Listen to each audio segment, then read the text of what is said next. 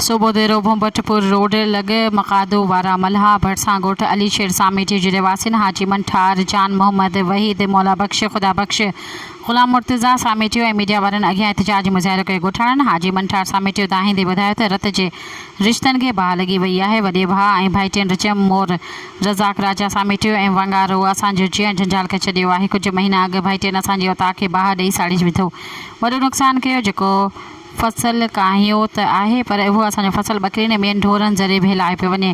असां पुछूं था त ॾोहारी घुराए हमला कया था वञनि, जानी माली नुक़सानु पहुचाइण जी धमकियूं ॾियनि था। भाउ ऐं भाइटिया ॾोहारी क़िस्म जा आहिनि जिन केतिरा ई ॾोह मुख़्तलिफ़ इराद जे माण्हुनि खे भरे पिण ॾिना आहिनि। असांजो को बि इंसाफ़ न पियो कयो वञे, जॾहिं त अहिड़ा फ़ैसिला पीर अफ़ग़म भट्ट साईं सैद मज़हर अली शाह पिण कया आहिनि। भाउ ऐं भाइटियुनि जो असां ॾे कुझु बि रहियल न आहे।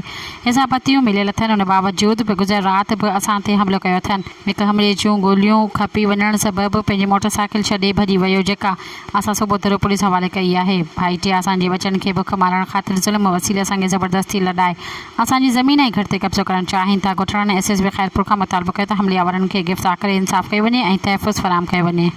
सब्सक्राइब कयो अवामी न्यूज़ HD खे ऐं ताज़ा तरीन ख़बरुनि लाइ ॾिसंदा रहो अवामी न्यूज़ HD।